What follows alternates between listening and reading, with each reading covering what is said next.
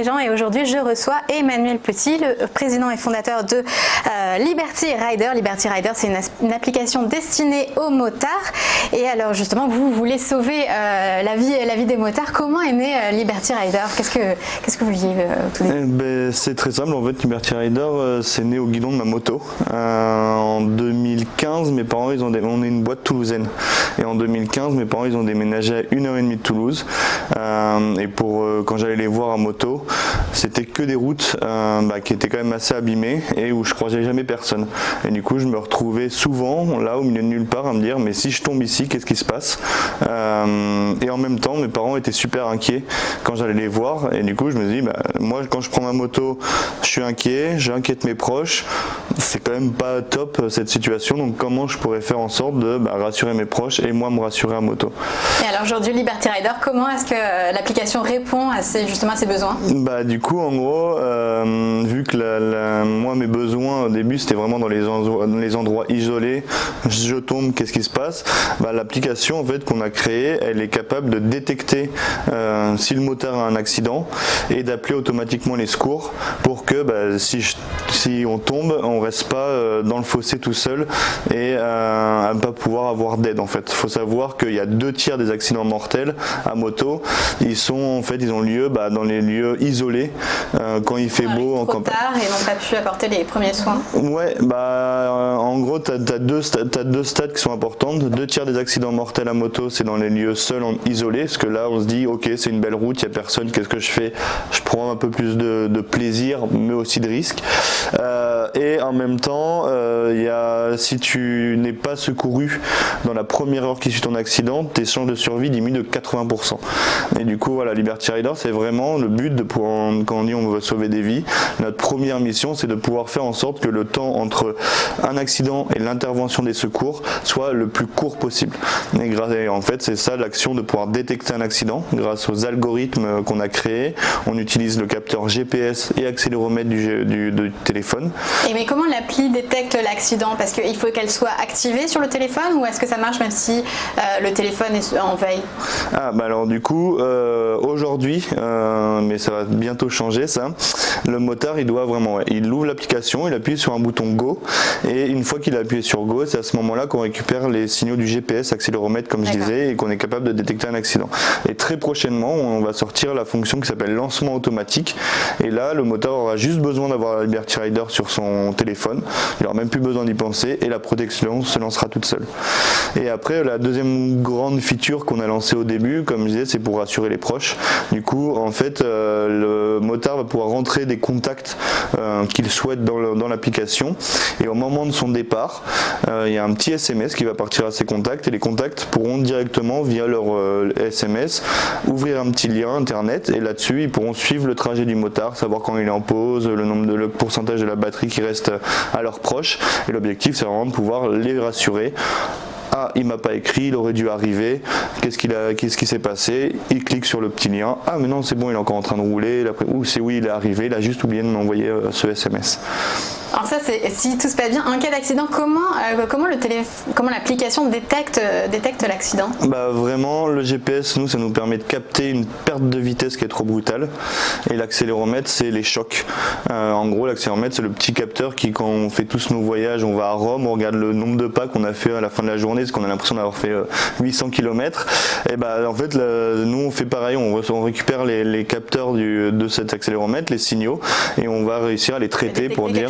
Voilà, exactement. Et à partir de ce moment-là, on va faire sonner l'application du motard pendant 2 minutes. Et pendant ces 2 minutes, il a le temps de nous dire ok, je suis tombé, mais je vais bien, j'ai pas besoin des secours. Ou on lui facilite la vie en mettant un gros bouton j'appelle moi-même le 112. Donc là, il n'a plus qu'à cliquer dessus, il n'a pas besoin de composer le numéro. Et si jamais, au bout du timer de 2 minutes, il arrive à 0, il n'a rien fait, le motard, il va avoir un contre-appel. Et ce contre-appel, en fait, s'il ne répond pas, c'est à ce moment-là que notre partenaire, qui est Intermutuel Assistance, va appeler les secours et pourra leur donner la géolocalisation exacte, etc. Alors combien de vies sauvées depuis 3 ans que vous êtes Du coup, on a sauvé plus de 62 vies de motards. Du coup, vraiment les vies sauvées, nous ce qu'on appelle, c'est une personne qui est tombée seule. On est les premiers à avoir appelé les secours. Il y avait des blessures graves pendant l'accident et aucun témoin. Et du coup, voilà, un peu le use case ce qu'on les appelle. Après, les gens, on prend leur témoignage.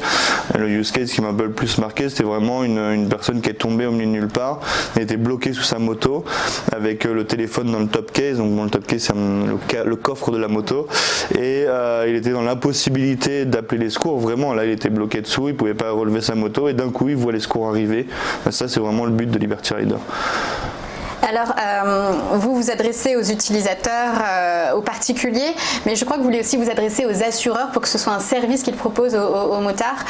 Comment est-ce que vous vous y prenez? Est-ce que vous avez déjà des partenariats? Ouais, exactement. Alors, l'objectif, c'est vraiment de pouvoir créer un trio gagnant entre Liberty Rider, le motard qui va être plus protégé, et les assureurs qui jouent un grand rôle dans cette prévention et dans l'accidentologie à moto. Ils veulent vraiment lutter contre. Et du coup, on a en fait 2 manières de travailler avec les assurances.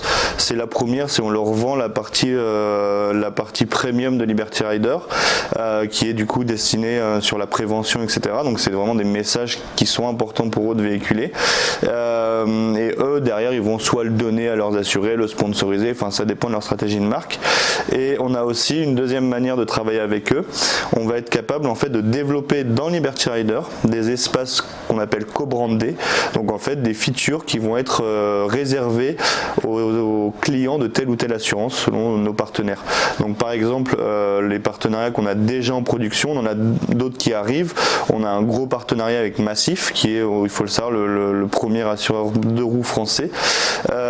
Et du coup les gens qui sont chez la Massif ont l'abonnement Liberty Rider Premium offert et ont des fonctions dans Liberty Rider. C'est automatique dans l'abonnement, enfin ouais, et du coup en fait quand il télécharge Liberty Rider, on va lui demander quelle est ton assurance. S'il est chez la Massif, il rentre son numéro de sociétaire.